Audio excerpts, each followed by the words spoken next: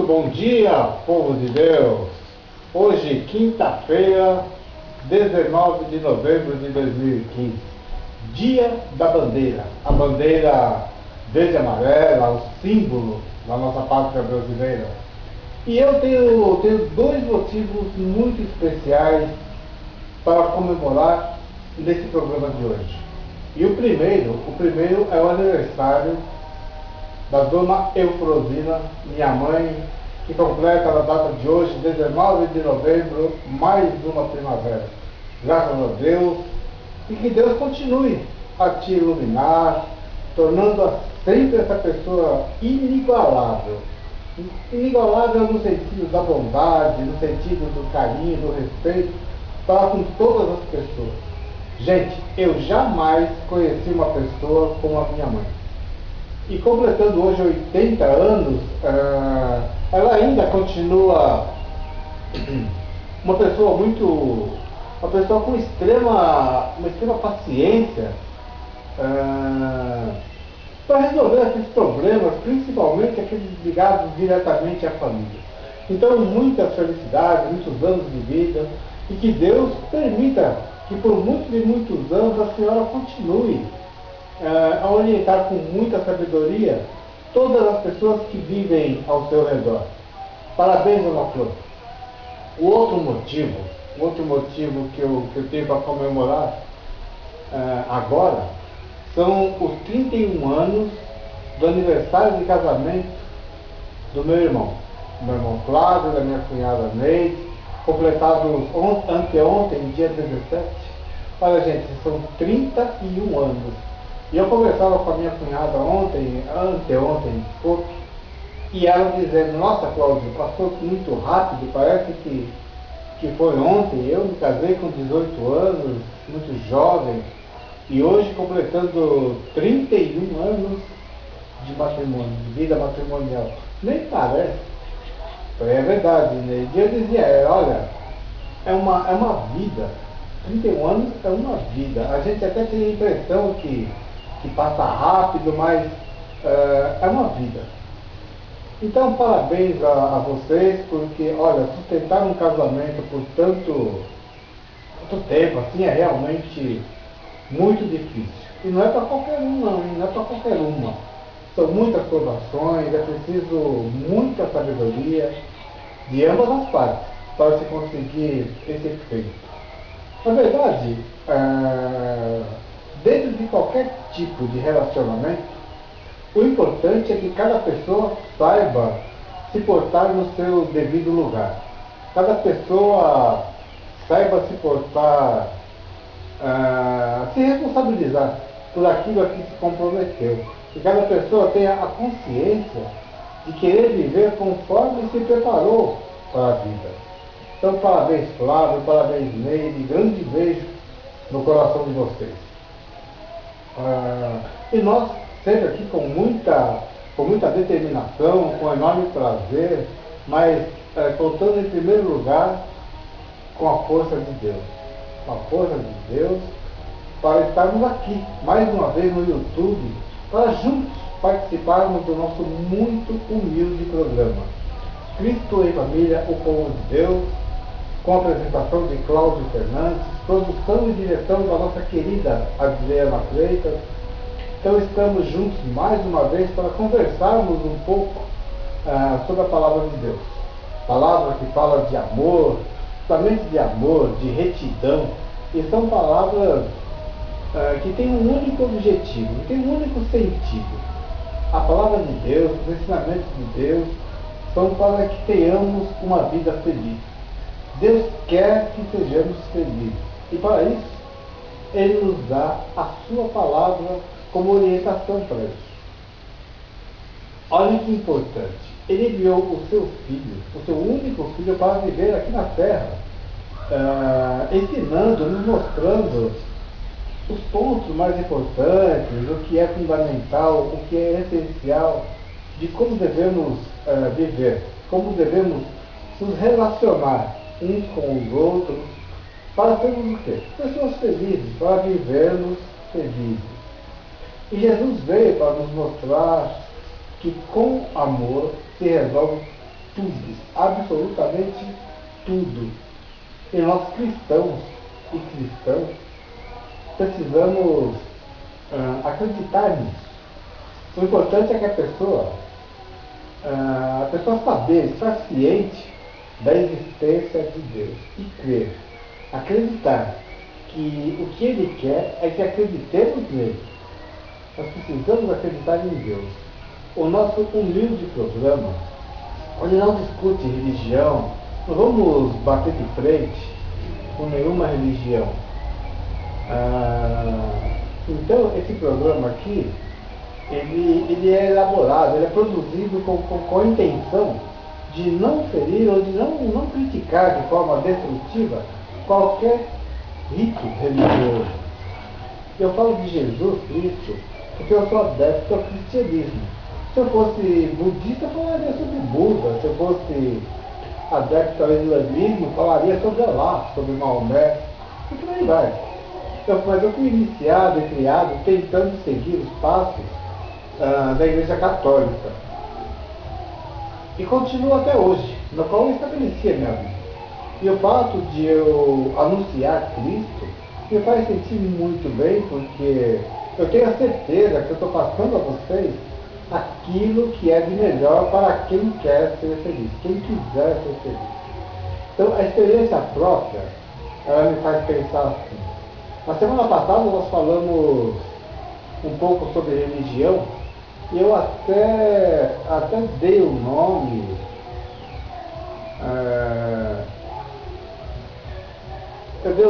um breve significado de algumas religiões. Mas o necessário é que a pessoa ela se encaixe dentro de alguma delas. Cada pessoa tem o direito de escolher a sua religião. O importante é ter uma. Mas, como eu estava dizendo aqui, cada região ela é adepta a uma religião. Até pela formação da sua parte populacional, do povo, né, que ali habita. Hoje, falaremos sobre as 8 maiores religiões do mundo. Então, gente, o que acontece? Com tantas doutrinas espalhadas pelo mundo aí, fica até difícil saber exatamente quais têm os maiores números de seguidores e praticantes. Por exemplo, uma delas tem o seu principal núcleo de praticantes aqui no Brasil. Quem é? Vamos falar das 8 principais religiões do mundo. Em 8º lugar, tem o Espiritismo.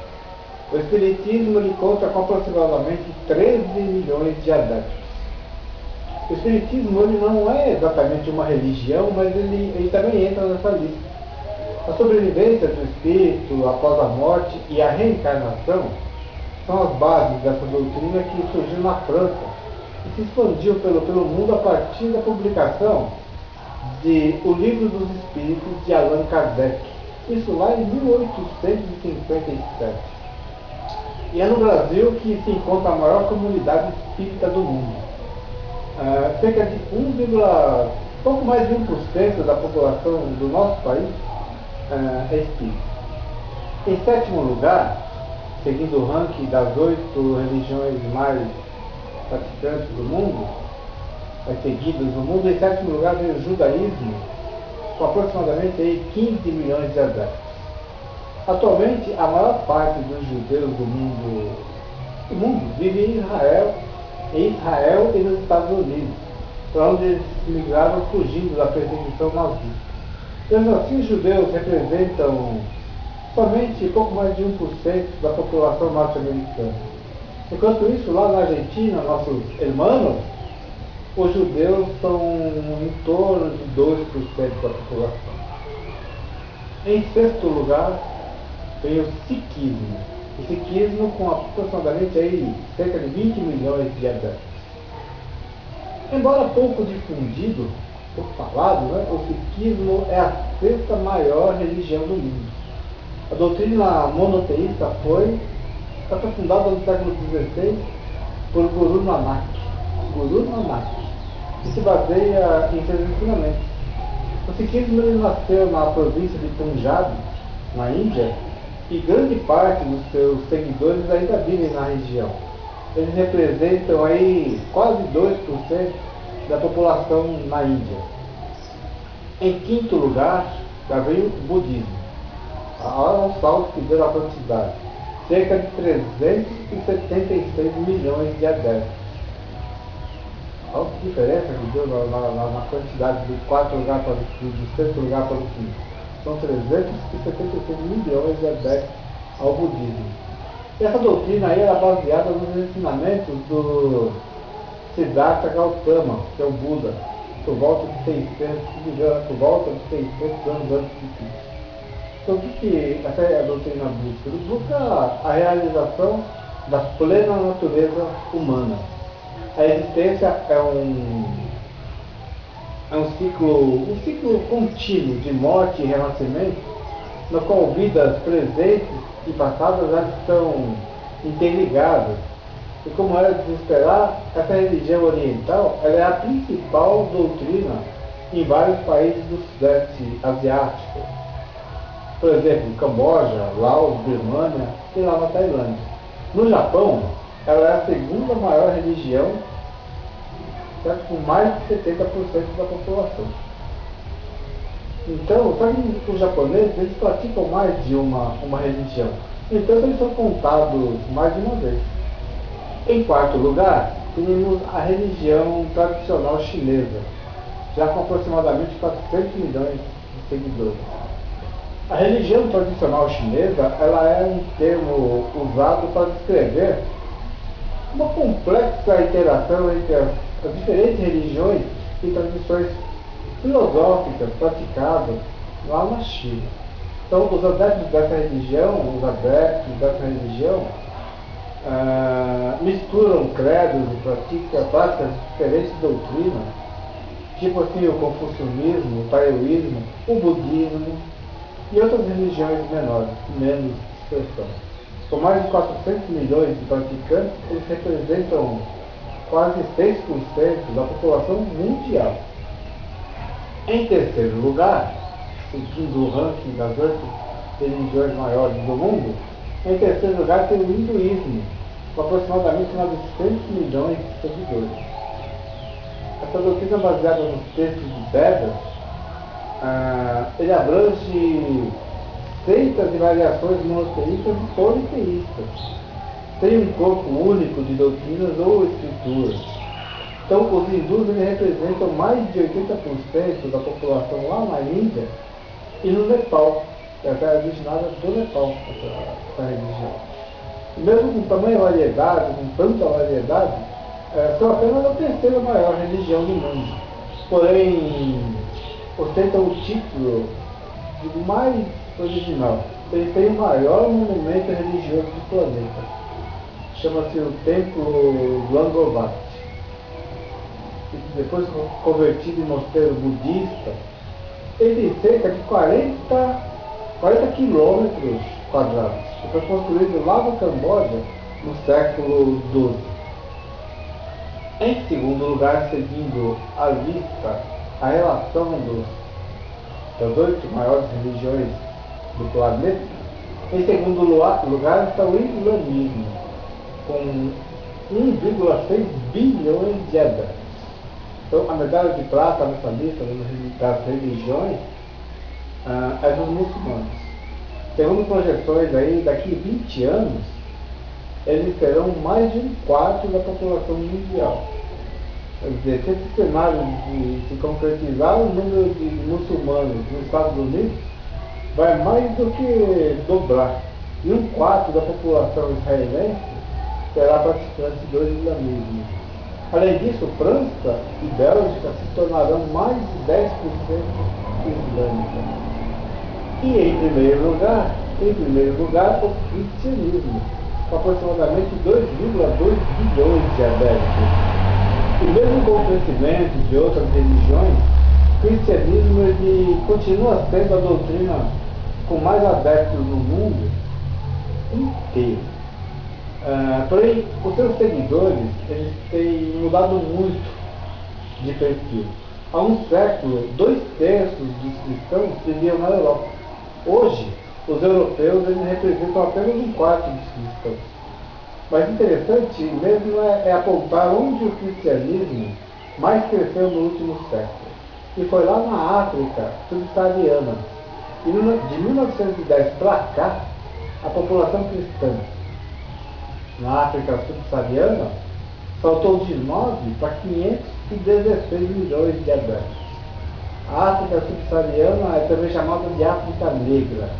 Então a África Negra, também chamada África subsaariana, corresponde à parte do continente africano situada ao sul do deserto do Saara, ou seja, a todo o continente, exceto a região norte da África. Então a palavra subsaariana ela deriva da convenção geográfica segundo a qual o norte estaria acima do sul, por isso dá esse nome de sul, nome latino de sul. Mas efetivamente o deserto do Saara, com seus cerca de 9 milhões de quilômetros quadrados, grande gente, ele forma uma espécie de barreira natural que divide o continente africano em duas partes. Mas são duas partes muito diferentes quanto ao quadro humano, o quadro econômico. Ao norte da África, a parte de cima, encontramos uma organização assim, socioeconômica muito semelhante à do Oriente Médio, formando um mundo islamizado.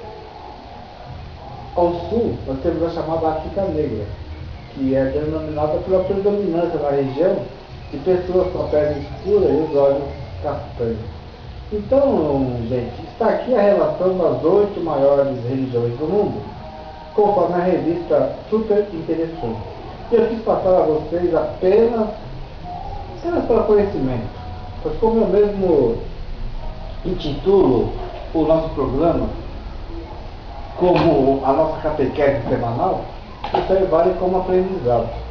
Eu, como cristão, eu anuncio como referência para a vida a palavra de Cristo, a palavra de Deus, os ensinamentos do nosso Senhor Jesus Cristo, Ele que foi o nosso Salvador, o nosso Redentor, aquele que devia vir para nos libertar, para vencer de uma vez por todas a morte.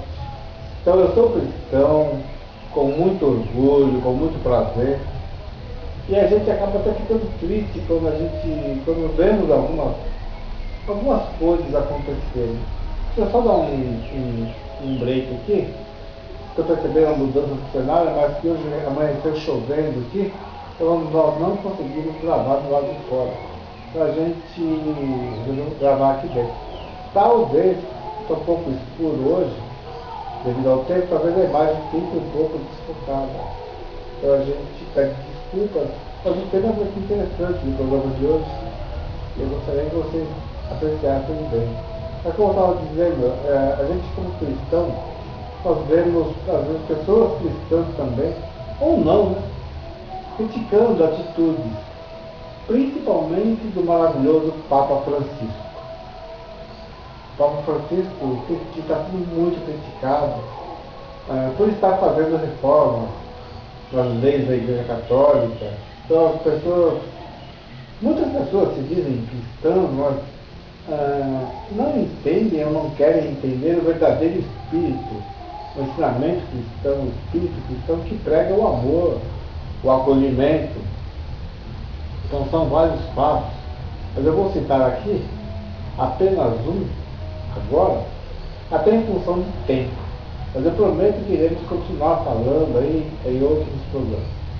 Por exemplo, a comunhão aos divorciados. Então, após o relatório conclusivo do Sínodo da Família, acontecido em outubro de 2015, o Papa Francisco ele foi duramente criticado e até por membros do alto escalão da Igreja Católica. Então, aquela parte conservadora dos bispos da Igreja Católica querem ir contra as ideias, estão indo contra as ideias do Papa, que são para tornar a Igreja Católica dentro do seu objetivo, que é ser acolhedora. Então, eu preparei um trecho aqui do programa para falar sobre isso. Então, afinal, após o sínodo da família? Está liberada a comunhão aos divorciados ou não? Então entenda.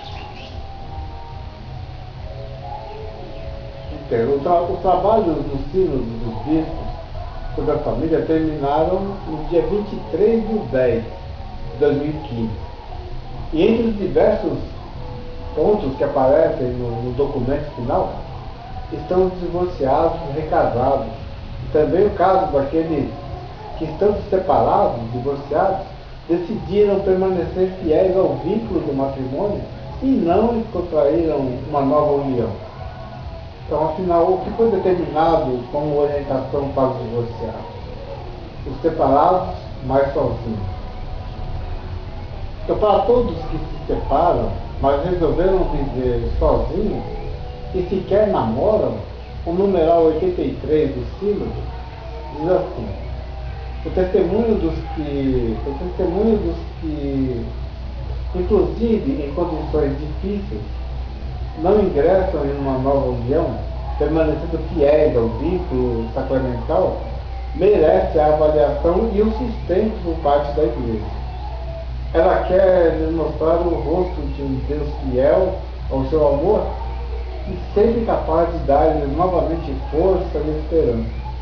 Então, as pessoas separadas ou divorciadas, mas não recasadas, as quais normalmente são testemunhas da fidelidade matrimonial, são encorajadas a encontrar na Eucaristia o alimento que as sustente em seu estado. Agora, a segunda união. O tema dos divorciados em nova união aparece no documento final sob o título Discernimento e Integração. Está nos numerais 84, 85 e 86 dos Sínodos.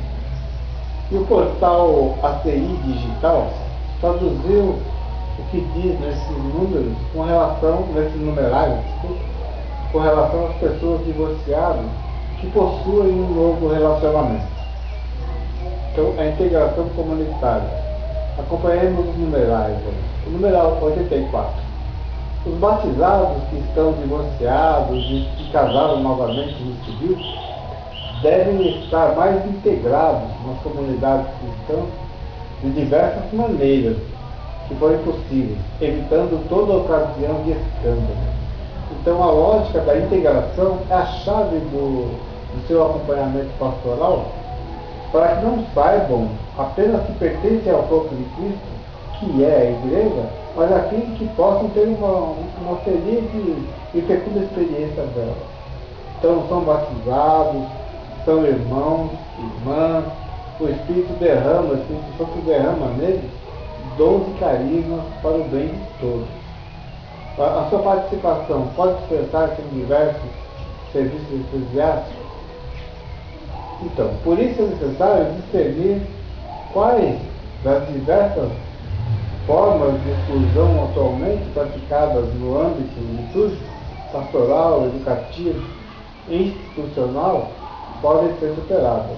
Então, eles não estão e não devem sentir-se excomungados e podem viver e crescer como membros vivos da Igreja, sentindo-a como uma mãe que acolhe sempre, os cuida com afeto e os exorta no caminho da vida e do Evangelho. Essa integração também é necessária para o cuidado e a educação cristã de seus filhos, os quais devem ser considerados como os mais importantes. Para a comunidade cristã, cuidar dessas pessoas não se trata de debilitar a própria fé e o testemunho a respeito da insolubilidade matrimonial, mas dessa forma, através desse cuidado, a Igreja expressa a sua caridade. Agora, o discernimento ao avaliar nesse caso, está no numeral 85 do Sínodo.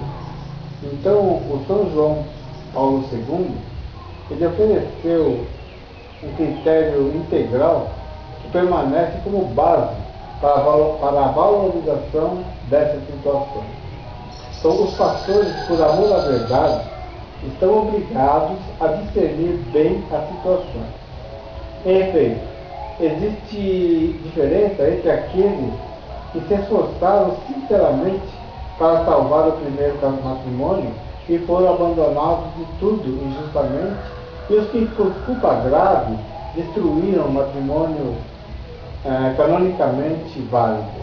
Então, finalmente, estão os que contraíram uma segunda união em vista da educação dos filhos e às vezes estão subjetivamente seguros em consciência de que o precedente matrimônio, irreparavelmente destruído, não tinha sido nunca válido. Então, a tarefa dos presbíteros se trata de acompanhar as pessoas interessadas no caminho do discernimento segundo o ensinamento da Igreja e as orientações do bispo. Nesse processo, será útil fazer um exame de consciência através de momentos de reflexão e arrependimento. Os divorciados recasados deveriam se perguntar como se comportaram com seus filhos quando a união conjugal entrou em crise. Se houve tentativas de reconciliação, como está a situação do companheiro abandonado, que consequência tem a nova relação sobre o resto da família e da comunidade de fiéis, que exemplo oferece aos jovens, que devem se preparar para o matrimônio. Uma sincera reflexão a respeito pode reforçar a confiança na misericórdia de Deus, que não nega a ninguém. Em certas circunstâncias, as pessoas encontram grandes dificuldades para agir de forma distinta. Por isso, enquanto se sustenta uma norma geral, é necessário reconhecer que a responsabilidade em relação a determinadas ações ou decisões não é a mesma em todos os casos. Então, o discernimento pastoral, tendo presente a consciência retamente formada pelas pessoas, deve encarregar-se dessas situações. As consequências dos atos realizados também são necessariamente as mesmas em todos os casos. Quem decide é o sacerdote, e o numeral 86 do Sínodo diz assim: o percurso de acompanhamento e discernimento orienta esses fiéis a serem conscientes de uma situação ante Deus. O diálogo com o sacerdote no fórum interno concorre com a formação de um julgamento correto acerca do que se obstaculiza a possibilidade de uma participação mais plena na vida da Igreja e sobre os passos que podem favorecê-la e fazê-la crescer. Dado que na mesma lei é gradual, esse discernimento nunca poderá prescindir das exigências da verdade e da caridade do Evangelho proposta pela Igreja. Para que isto aconteça, devem ser garantidas as necessárias condições de humildade, reserva, amor à Igreja e aos seus ensinamentos em busca da sincera vontade de Deus e no desejo de alcançar uma resposta mais perfeita a ela. Bom, chegamos a alguma conclusão? Pode ou não pode? Então, como lido acima, aí nada é falado de forma clara. Então fica a nossa interpretação de que, devido à falta de retidão no texto, ele pode nos levar a qualquer interpretação. Assim, uma interpretação equivocada, digamos assim. Ainda é preciso ler e entender bastante o documento final, além, é claro, de esperar a decisão final do Papa Francisco. Por enquanto, mesmo é importante saber que as coisas estão andando e mudando. Reformas estão sendo feitas e todo o processo está caminhando. E a liberação oficial é questão de tempo. O porta-voz do Vaticano, o padre Federico Lombardi,